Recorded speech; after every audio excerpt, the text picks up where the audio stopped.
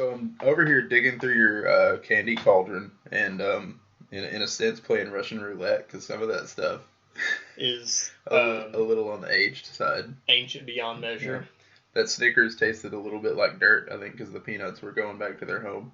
That tracks, actually. If you're familiar with Yzma from The Emperor's New Groove. Oh, right, yes. I feel like some of that's just a touch older than she is. Oh. Yeah. The wrappers still look so shiny. So does her dress. Ah, indeed. So, on our last episode, we talked about My Hero Academia, which was a rousing good time. Sure was. If you haven't listened to that, check it out. Yep, you absolutely should, because we kind of do this in chronological order, sort of. Hypothetically. In theory. But anyway, so, touching on Stain, the anti-hero in that show, gave me the idea that I don't, like, if you want to learn about anti-heroes, you're going to got to do a lot of digging for yourself. Right. Whereas with your poster children and your golden boys, you can just sit around and wait. Superman! You'll hit something. Funny you mentioned that. We're going to talk about him involving this here shortly. Excellent. So, but yeah, your golden boys and your regular superheroes, they generally are just for forces of good, for the sake of being good, and it's the right thing and all that stuff. But what happens when you introduce a more human element? Right. Into herodom. Right. So last time we talked a little bit, as he said, about antiheroes in the MHA episode. And I think introducing that much more human element into the My Hero Academia universe would create a really interesting story progression. I feel like it makes for a much richer story arc anytime you've got a good anti-hero planted in there. Yeah. By definition, an anti-hero is, like, they're still trying to do good. They're just, they're going about it not in that paragon of justice sort of way. Right, clean and simple and trying to do everything the right way. Right. It's because they're, in each of their own little way, I feel like they're doing it for their own purpose, but they still want to do a modicum, at least, of good somewhere in there. Right. Like, the Punisher's out there, straight up murdering people. Right. But the Punisher exists because he has, in his mind, literally nothing to lose. Or at least that's how his origin started. Right. Because his family was taken out. Right. Honestly, very much a revenge story turned just crusade against bad people. Yeah, just like he's got a lot of anger and resentment, and for good reason. Sure. And anybody who kind of fits into that archetype that he hates, their days are numbered. Right. I mean, I don't think that I've seen a lot of him just bringing down heavy iron justice on people over purse snatching or anything like that, but he'll still, club your nose pretty good. Right, yeah. And, okay, so growing up, I didn't really think of Batman as anything but just a regular old hero. Mm-hmm. If you stop and think about it a little bit, he kind of walks the line a little between anti-hero and hero. He's much more heroic when he's part of a team. Mm-hmm. Mm-hmm.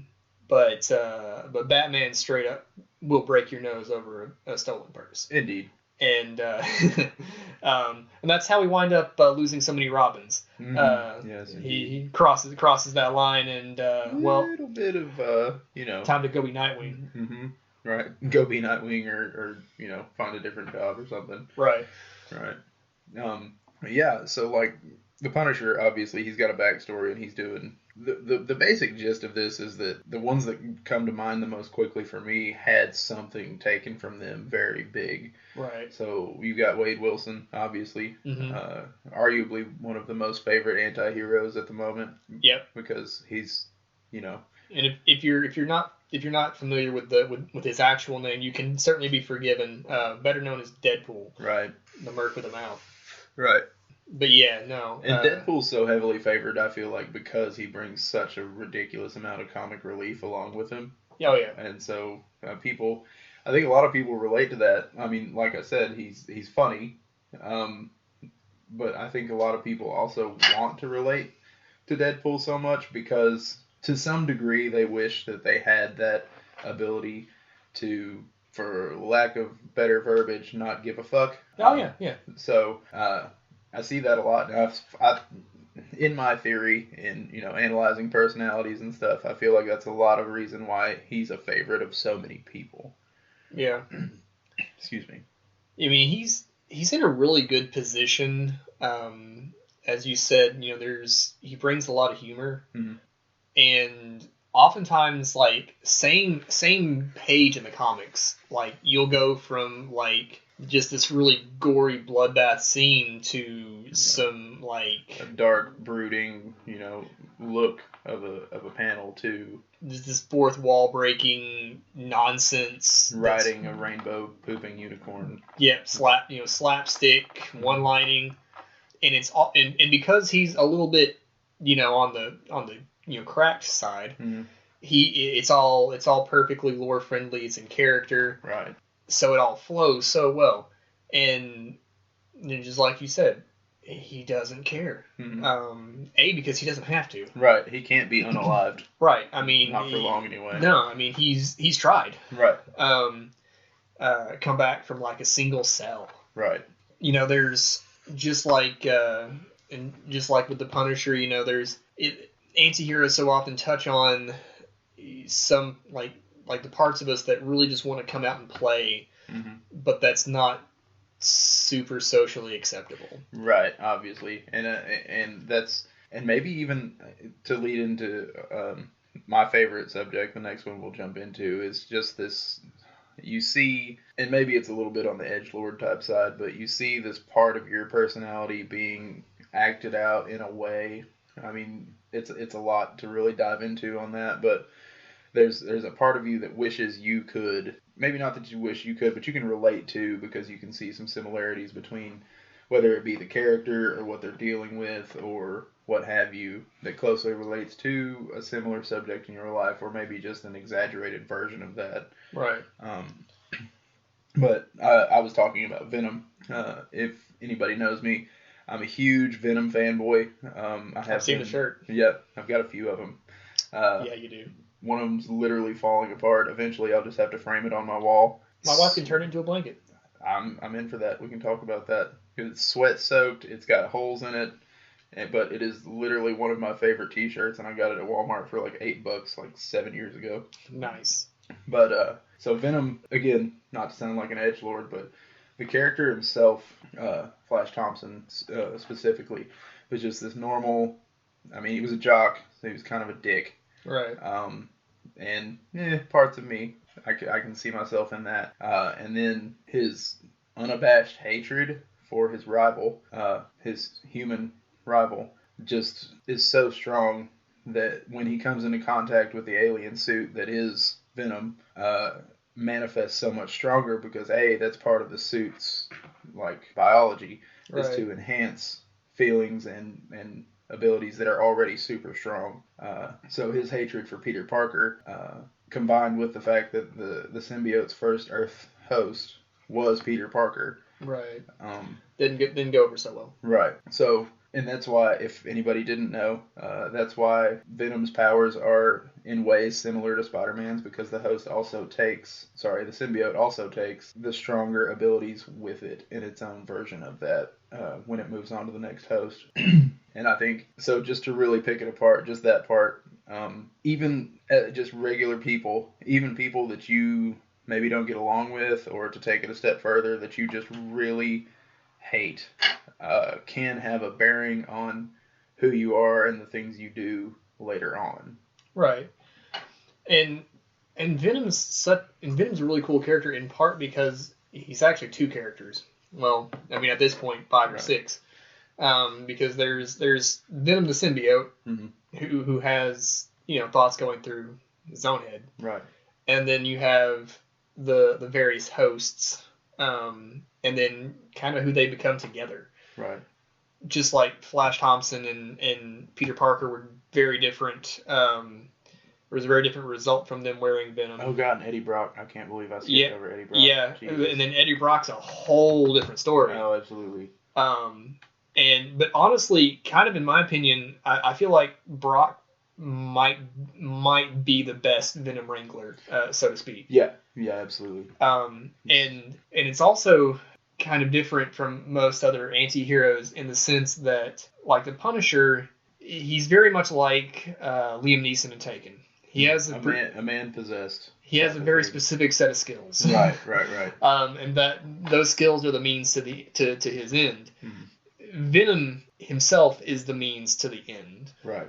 It's without Venom, Eddie, Peter, whoever's got possession of the symbiote, they're not really doing a lot by themselves. Not as much. No. Yeah, I mean Peter had powers before. Right. Yeah, I mean Eddie could probably bust a 2-4 across somebody's leg. Right. But he's not busting a city bus over Spider-Man's back. Right. That's exactly what I'm getting at. Right. And so a lot of people that fantasy, that power fantasy, really jives because it's like the everyman story. No, when I first started working out and losing weight, like they tell you to have a vision of like a person you want to look like or what have you. My unattainable goal is to look like Eddie Brock is Venom. I mean, he's just massive. He's a mountain of like pure muscle just to look at him, and that's not even like getting into what he's able to do. Right, like if The Rock's set on Dave Bautista's shoulders and then just got spray painted with latex. Right. Yeah. Then you'd have a general idea of what you're looking at. But again, like that's the only humanoid creature that I've looked at and been like, I want to look like that one day. Oh yeah. But the biggest thing about Venom for me is that at its core, if you pick it apart, it's the primal side of our own human duality. Mm-hmm. Because like on the inside, Eddie Brock, Flash Thompson, they all have their issues with Peter Parker. Right. But they hold that in to an extent. I mean, there have been scuffles and whatnot. But Venom externalizes that, and it's a release of that social binding, just manifested in a comic book, so to say.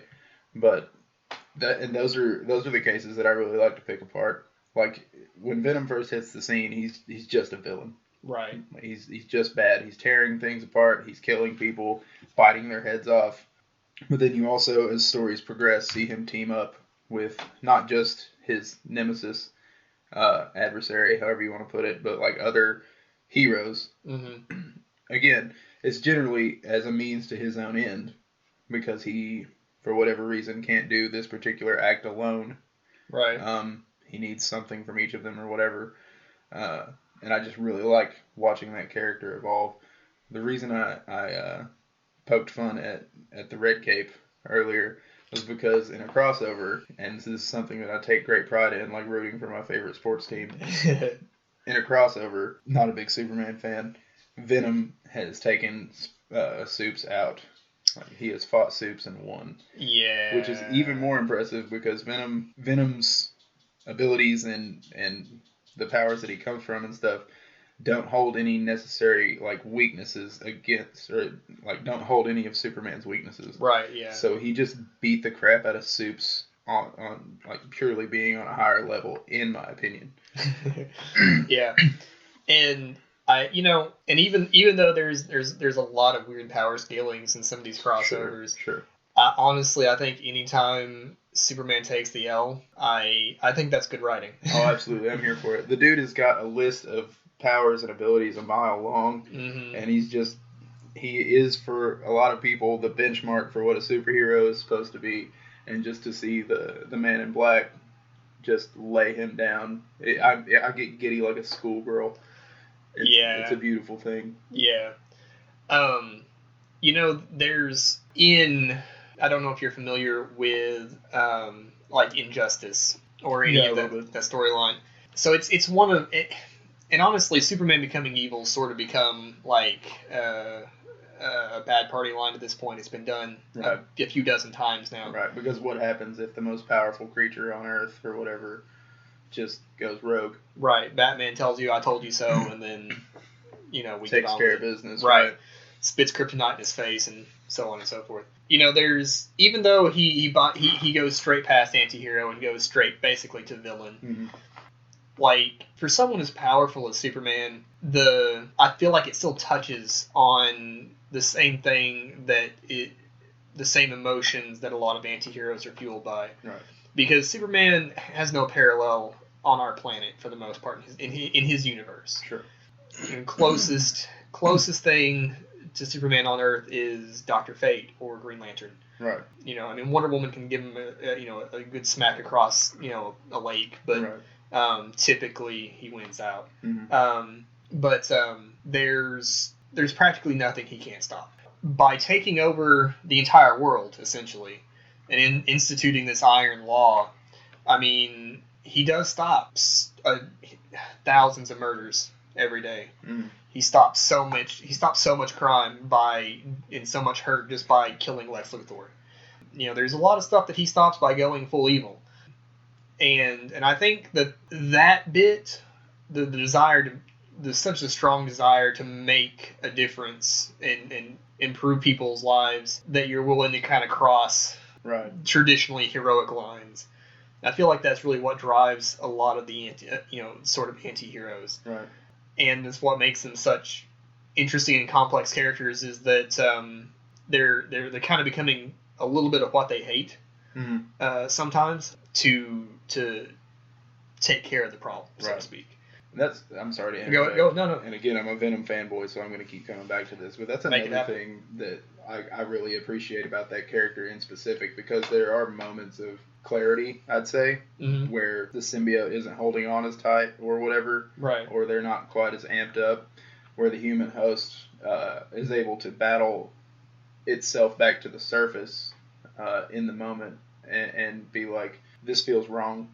Mm-hmm. I don't like that I'm doing this, but I don't have control over it, type of thing. And we've seen in a couple instances where the host will separate from the symbiote for one reason or another. Right. And feel a sense of relief, but then also almost just as quickly they need it back. Like they become so dependent on the symbiote that they could die without it. Mm-hmm. Which is, again, a interesting parallel to very human conditions such as addiction. And codependency. Right. And again, that's just something I really like to dig into, because it's very human elements. Mm-hmm. And I feel like that's a good, I don't know, it's helped me personally explore some things about myself just at its very base level. There's times when in younger years where I would just let go and not worry about the consequences of this action or that action. And I'm not going to lie to you, I, in the moment, had some fun. Not on the scale of, like jumping, leaping across buildings and crawling up walls. Like, I didn't take it that direction, but opportunities missed, man. Right. Just living in that moment, and then eventually, like, something, that moment of clarity comes, and you're just like, ooh, whoops. Let's see how we can come back from that. Right. Correct. Time for a course correction.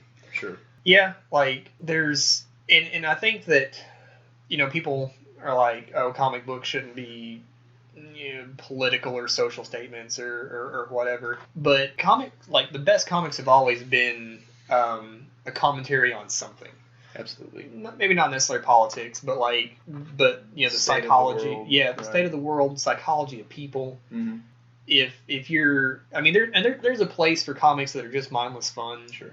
But I think the real masterpieces are the ones that make you think and mm-hmm. get your ears cranking. Sure. And the paragons don't often do that for me. Right. So and there's a hero, quote unquote, that most people you'll never find on anybody's list of heroes, simply because they forget about him. Mm-hmm. And that's John Constantine. Mm-hmm. And he, in my mind, is possibly one of the most relatable comic book characters, in the sense that he's basically just a dude who knows a little too much, mm-hmm. And has a real bad drinking problem. Which tends to loosen the lips a bit. Yeah. If you're a fan of the Dresden Files at all, you'll feel right at home in a John Constantine comic. Those two wizards are very similar to each other. They're very kind of got that private eye thing going on, and but at the same time their shit's not all together, so they're not really very good at it. Right. But Constantine has various journeys of kicking this issue of being self-obsessed, or not self-obsessed, but like very self-centered. In some of his iterations, at least in the beginning, early days maybe, a lot of what he does is basically for himself. He may be doing quote unquote good things, right. but he's doing it for himself. Which is absolutely, it just, in my opinion, off the cuff makes you an anti-hero, because like those, they start out at least of their own selfish drives. Absolutely. But then, like we said, do some good along the way. Yeah, and and I think that having a set of skills that you can, and then applying those skills for your own good, and then the good that comes of it for other people, right, as a side effect, is just a side effect. Right. I feel like that's pretty relatable, because the desire to further yourself is such a universal thing. It's kind of part of what keeps us going, if we're being honest with ourselves. Right. And there's the idea of altruism, which is just it's a completely selfless act. From what I understand, talking to a few different people in the world of psychology, there's very little true altruism in the world. Like we may do a good thing and not get anything out of it, or even knowing we're not going to get anything out of it. But we still kind of did it for ourselves in a way. But we still get that good pat on the back feeling of I did a good thing, or even just the issue you helped to solve is no longer giving you anxiety. Sure. Like there's very little that's actually done solely for somebody else. And I think antiheroes are like sort of the epitome of that. Sure. Another antihero that I kind of want to throw out is the Hulk. Okay. And even though I wouldn't call him a true... He's not necessarily a hero. No. So you can't really put him in that camp. Yeah, the Hulk kind of has his own sort of orbit going on. Like, on one hand, he's just a big rage monster. Right. But the multiple personalities that make up the Hulk, including Banner, most of them, apply themselves to various good deeds. Yes, cities get, leveled in the process. That's people die. Right. But you know what? Abomination got his ass whooped, and that's what matters. This is why we do it, guys. Somebody will pay for the collateral damage, but it won't be the Hulk. That's right. The only green he's got is on his skin. That's right. He touches the desire, I think, to just mindlessly let go and punch your problems. But I don't know if you've read any of the Immortal Hulk.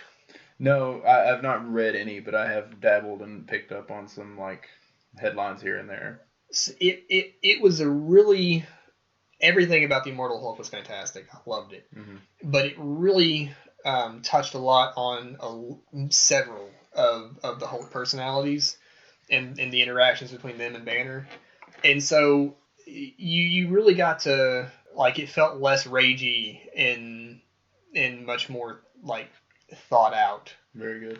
And so I'm not going to call him a true anti-hero, but I just want to give my big green man a nod. Go ahead. Well, if you got to. Oh, yeah. To touch back on a newer storyline, maybe not quite as new, I'm not sure when Immortal Hulk capped off. I want to say it was last year. Okay, so maybe about the same time then. The King in Black, did you? Yes, I am familiar with the King in Black. I didn't. Next level. That was impressive. Like that was a wild ride, and I didn't even read it. I just hit the cliff notes. But something that I really appreciated, and it may have been a cop out of sorts. But I know, like, say at one point, Eddie's son Dylan takes on the suit for a little while. But at the end of King in Black, after the big thing happens, the battle that we've been waiting for. Humanity is basically just fucking wiped.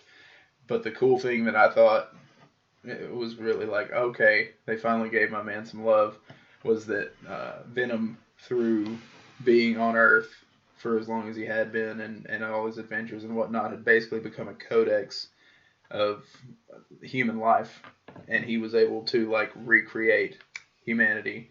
I think he had to sacrifice himself. I'm a little fuzzy on those details, but Right. he was just literally a vial of human DNA, basically, to make it sound filthy. And he just recreated the human race and repopulated the world, which was like, that was they finally gave him. Let's see Superman do that. Right.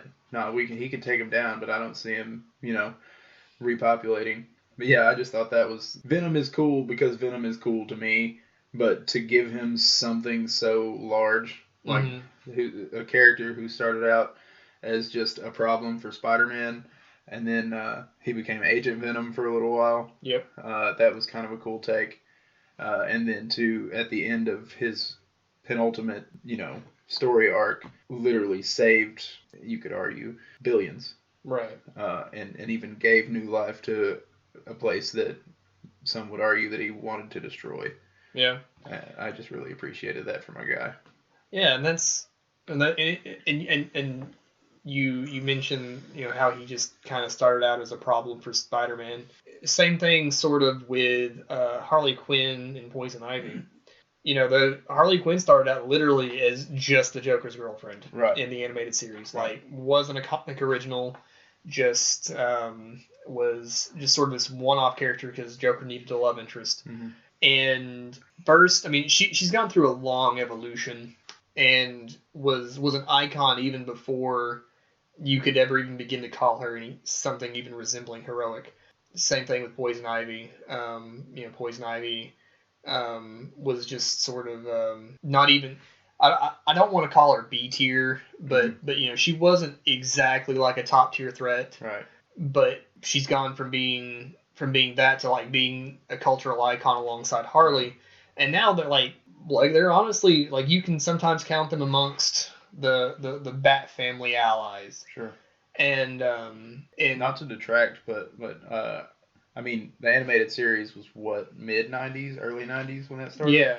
Okay, so that was a time in time where the main driver of selling something was to sexualize it. Oh yeah. Like, so I find it even more impressive that those are basically their origins, both Harley and more so, in my opinion, Ivy, because that was her whole thing. When I first remember Ivy coming along was the pheromones and getting people to do what she wanted them to do. Right. I mean she was clearly intended to be very attractive. Right. And definitely had sort of this like chemical seductress thing going on. Right.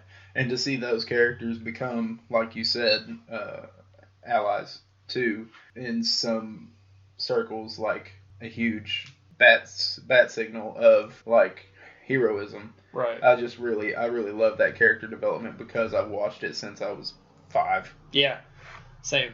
And there's a lot of talk back and forth about female heroes or characters in general, not getting a fair shake, so to speak. Right. It's annoying. Right, and it's nice to see them at least in some iterations really get to come into their own, be their own thing. And they did that without making anything ludicrously different about them. Right. Just strictly through human character development, like the whole Harley breaking away from Joker and whatnot. Yeah, like it's been a very long process, but in the end, a worthwhile and well done process. And I would really like to see more. Oh, same thing with Catwoman, really. I mean, she kind of toed the line anyway. I feel like. I mean, maybe not in the '60s when she was introduced, but yeah, I mean, not way back when, right. but she has been a frenemy at the very least, right. For quite some time.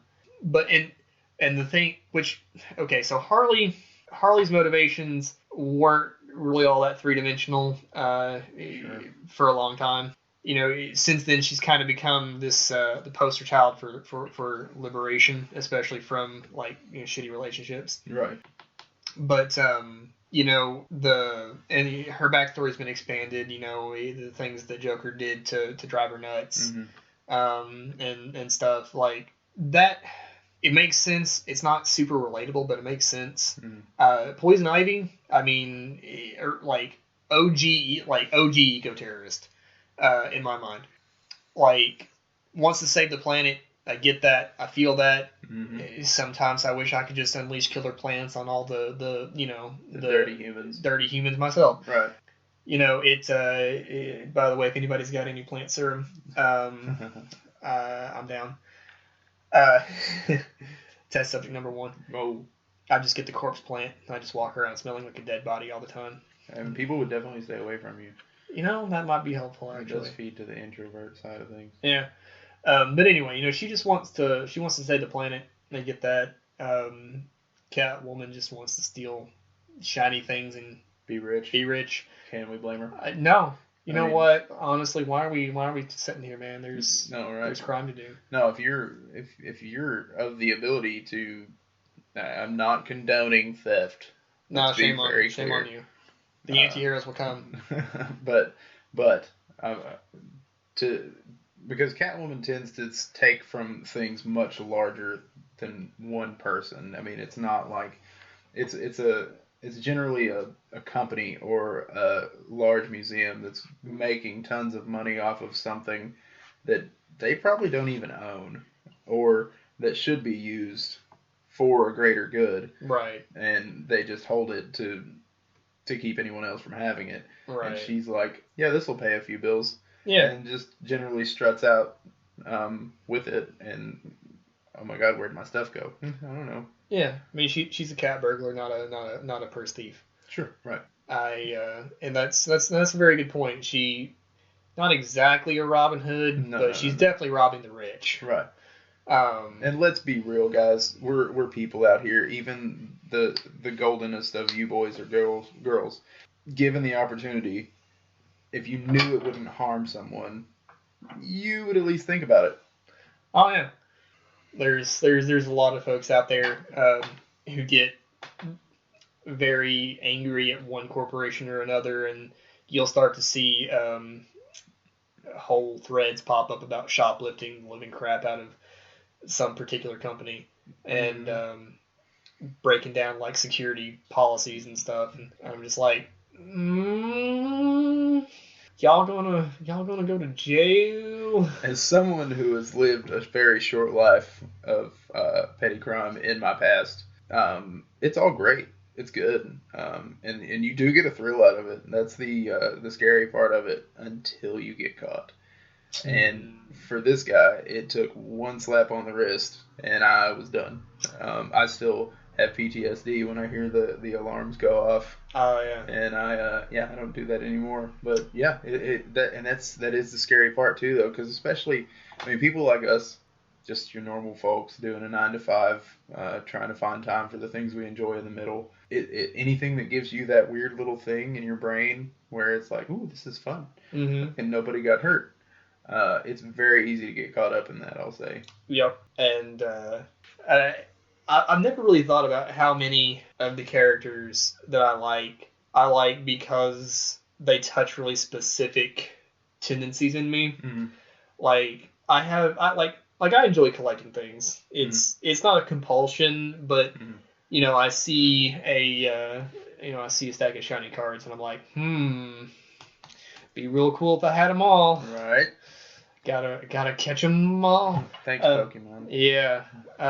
But it's like I said, it's not compulsive yet, but like I get it. Like I get the desire to have things, and I'll be real honest. When I sit down and play, if you've ever played Thief, it's a long running stealth series that like you sneak around and you're basically Catwoman but a dude. Not gonna lie, like robbing the rich dude's jewels out from under his nose. That pretty good. Gets the blood going. Yep. So because he was probably a dick anyway. I'm sure he was. That's enough for most people, I think. Yeah. Mm-hmm. Not that all rich people are dicks. No. Surely there's some that are, statistically there have to be some decent people. But just know, if you act entitled, somebody's going to get you someday. Yeah, I mean, you know who you are. Mm-hmm. Don't be that way. I know broke ass people who act entitled though. Yeah. Yeah, those are even more confusing. Yep. Mm-hmm. See them all the time at Walmart. Mm-hmm. I always just sort of thought that, so if you're familiar at all with D&D, you're familiar with the alignment system, and you've heard the term lawful. Mm-hmm. I'm the opposite of lawful. I'm chaotic as fuck. You're chaotic good though. I'm chaotic bald. Chaotic. There's a difference. I can't take that away from you. You've got hair on parts of your face. That's true. Mostly the bottom part. Yeah. But I don't resonate at all with the lawful characters, like Superman. Mm-hmm, right. We just don't jive. And I always just kind of thought that was why I liked a lot of the characters that I did, just because they were more chaotic and they were a little bit edgy. They were people. When you really break it down, they were people. Yeah, and I've only relatively recently come to realize, and actually to some degree just sitting here right now, that I like them because they're me, or at least bits of me. Right. And that's cool character growth here, Billy. Good job. Right. Pat myself on the back. I mean, comic books are the good pat. Thanks. Comic books are the Greek gods in ways, like the Greek legends of our time. Oh, absolutely. But because they're of our time, they have human elements. I mean, they were made by humans for starters. Mm. But to have your quote unquote gods be so relatable to you, I think, is the really impressive part. Because as much as you and I may hate it, humans are tribal in a lot of ways. So you're seeing those elements of yourself and then being like, okay, I'm not a psychopath necessarily. I'm not weird or strange or out of the ordinary. There are other people like me out there who feel the things I do, go through the things I go through, and we get that more so in an anti-hero. I mean, you'll see it, the brighter sides of it anyway, in your poster boys. Like, I'm a big fan of, I've said it before, but I'm a big fan of Green Lantern, and the part that I love about Green Lantern is that willpower is what fuels the things that they create. Right. So, but more so, I don't live there. I live in the realm of like, I gotta go make this buck today. How can I make it fun? And that's right. Where's the color spectrum for begrudgingly getting out of bed? Right. Yeah. No. Those are. If that's your everyday life, then you're gonna wind up a villain. It just is. Yeah. I mean, it's probably on the evil spectrum. Speaking of villains and sort of tied into the subject, another character that I really come back to from comic book style media is actually the Joker played by Heath Ledger. Okay. Not that, I mean, it's terribly sad, like how he met his end shortly after playing that character. Yeah. But I feel like that is the most relatable, I'm going to go ahead and say the most relatable villain that we've experienced across, I mean, maybe comic books or just the cinematic universes in general. Mm-hmm. So there's some truth to he just wanted to watch the world burn. Right. But when you really look at it, he wasn't entirely wrong. No. I mean, that's just like it's kind of like Stain. Stain was out there like killing heroes, but he had some good points about a few things. Right. And I don't. Did you watch the Joaquin Phoenix Joker? I did, actually. I did. That was a really good movie. It was. I don't get Joker vibes from it. Like, it was a fantastic movie. I'm not even mad that it's got the name, but as far as being him, like that being the Joker, I know it's supposed to be, and I know it's like same world, even though it doesn't tie in anywhere. It's not like canon to the DC extended universe, but I liked it. The thing about the Heath Ledger Joker for me was just that he had this really low opinion of people. that when given like when you pit them versus the other. Watch how people act. Yeah, watch how people act, and they're always going to pick themselves. Sure. And it's hard not to think that way. Right. Being realistic, like I feel that. As someone who experiences trust issues on almost a daily basis, I 100%, I vibe with that. Yeah. Like one of the big things that successful dictators do is they create this false us versus them scenario. Right. They other the competition essentially. Sure. And turn their supporters into soldiers of sorts. So yeah, they make them fearful of the other people, and that was illustrated on the nose, but also beautifully in the scene near the end where you have the ferry full of regular people and then the one full of convicts. Right. And the regular people are just like, they're convicts. They're not gonna think twice. Right. They're not having this conversation about should we or should we not. Right, and it's so easy to otherize, especially the types of people that were on the boat, I guess. Mm-hmm. Because I mean, I'm sure they span different tax brackets, for lack of better terminology. Right. But they all just made the automatic assumption that because those people are dirty and convicts and they've made mistakes in their life, that they would automatically just press the button because they're mindless killers and thieves and all this stuff, and would just do it at a moment's notice. And that speaks a lot to, again, us as a human race, I think, which is kind of disappointing to think about. But yeah, I mean, humanity is in many ways not in a great spot.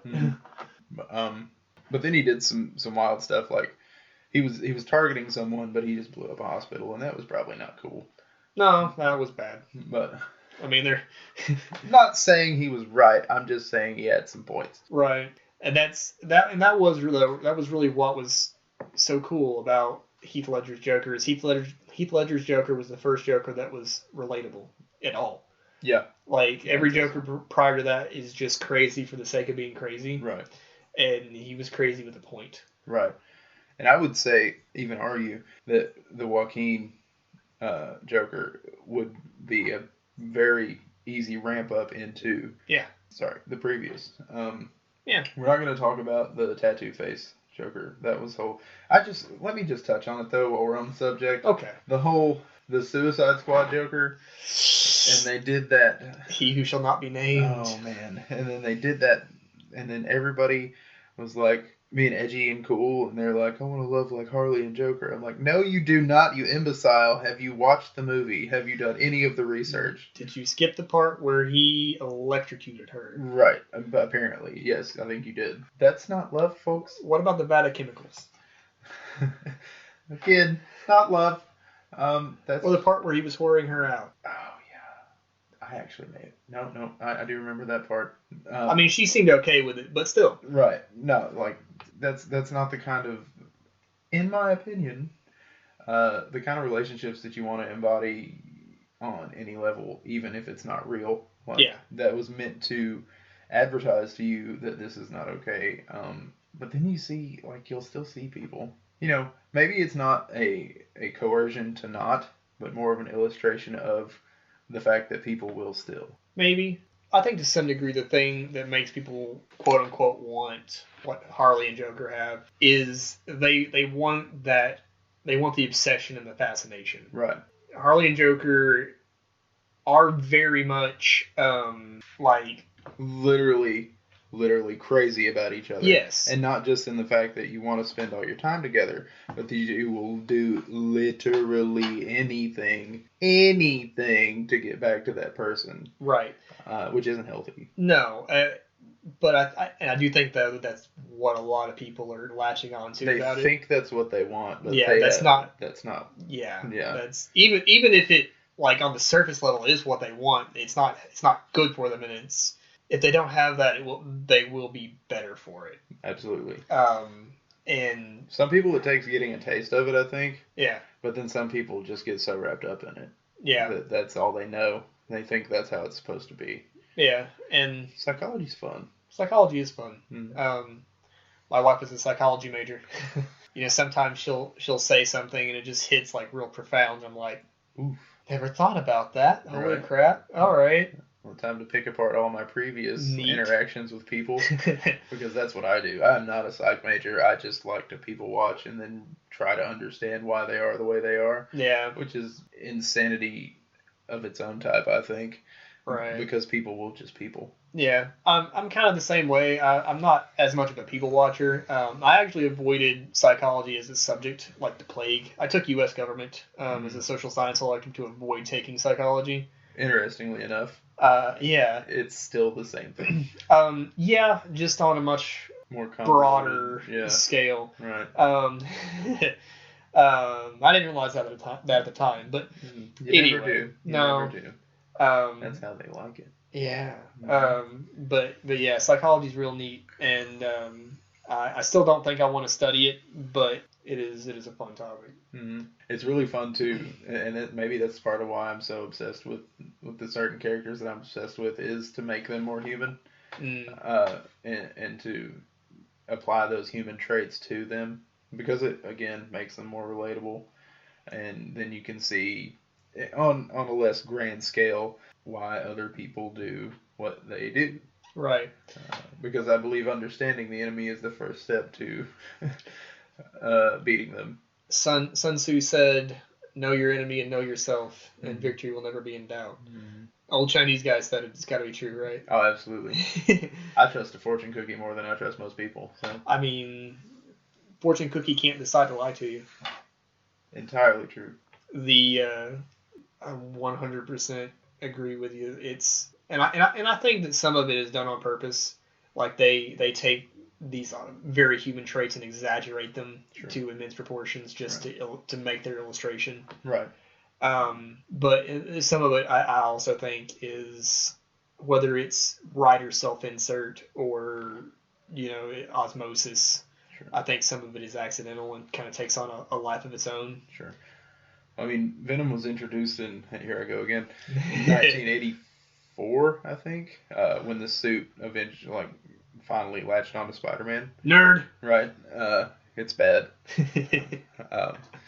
But it's... I love you for it. I love you for it. But that's, again, that's like, in essence, kind of what our whole show is about, is taking the thing that we love, and then the way it gets woven into maybe not everything around us, but a lot of things around us. Just like, I mean, the roots or branches of a tree. Mm-hmm. I mean, so much of this stuff overlaps, and it's our interest in one thing that can drive us into having the same amount of interest or thirst for knowledge into other things. And that's why I think, like, being a nerd or what have you here at Geek Drasil is so... It just makes you arguably, or it's a contributor to making you a better person. Because those same interests that drive you towards whatever you love, be it a book character or a show or coin collecting or what have you, that thirst for knowledge is what grows us as people. Yeah. Because it's doubtful that any of us will ever know everything about everything.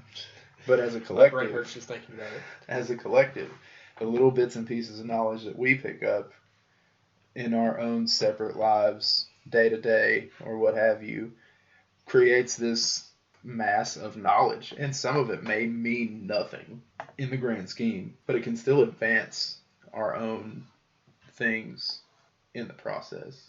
And I love that. I love that that's a show that we're creating right now. Absolutely. Yeah.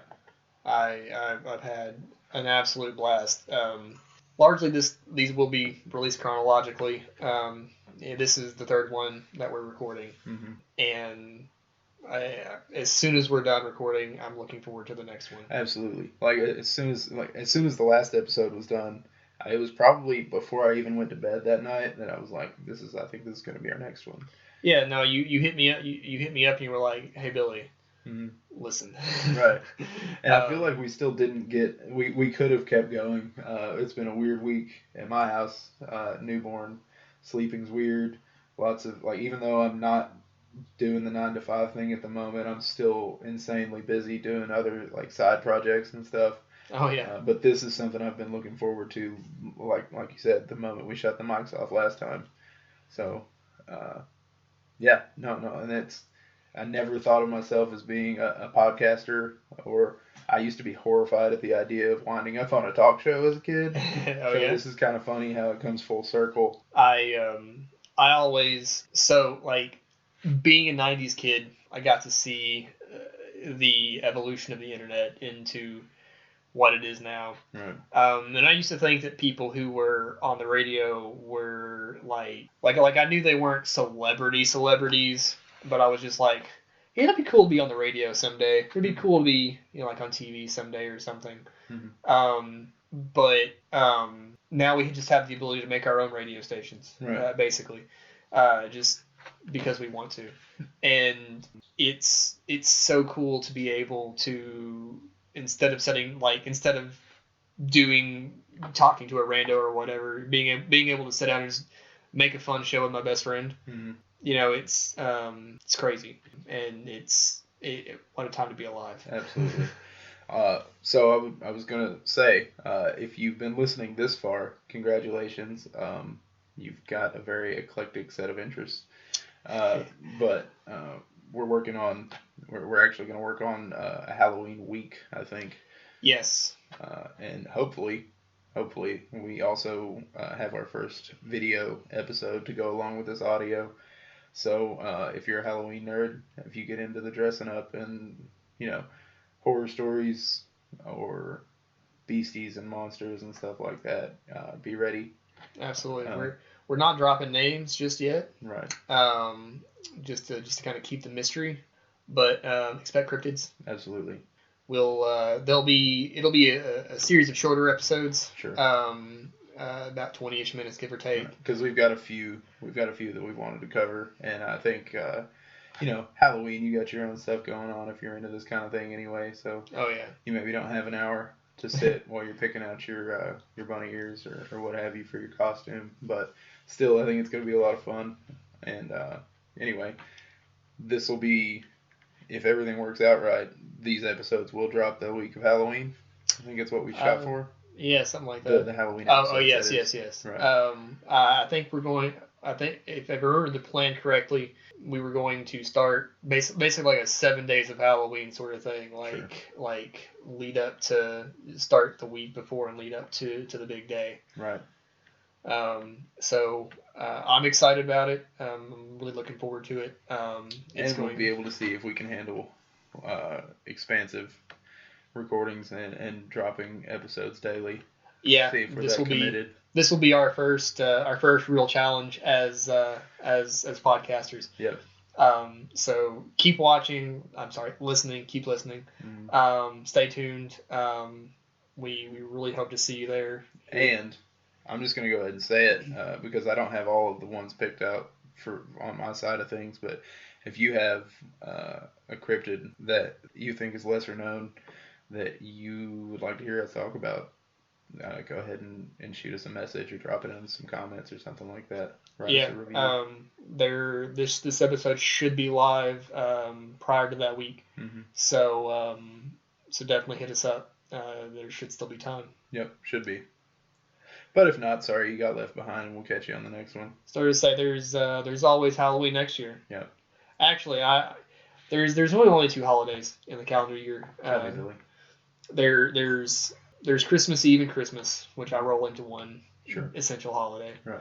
And then everything else is just Halloween. There's New Halloween, Pastel Halloween, Freedom Halloween, right. Turkey Halloween. I'm gonna say I am looking forward to Turkey Halloween. Yeah. And then Halloween proper, which is the big one. Right. You even get a little sprinkling of Halloween on your Christmas thanks to Tim Burton. That's right. Yeah. So there will definitely be more time for cryptids. So hit us up, let us know. If we don't use it this year, there'll be another time. Yeah, and you can't tell us when we can tell scary stories, so we could just do it, That's true. Tuesday, February the 3rd or some shit. Yeah, it's like we're our own people, yeah. And like we're in charge of this. Kind of a cool feeling. Yeah. High five. Yeah, go us. All right, guys, thanks for listening. We'll catch you on the next one. Peace.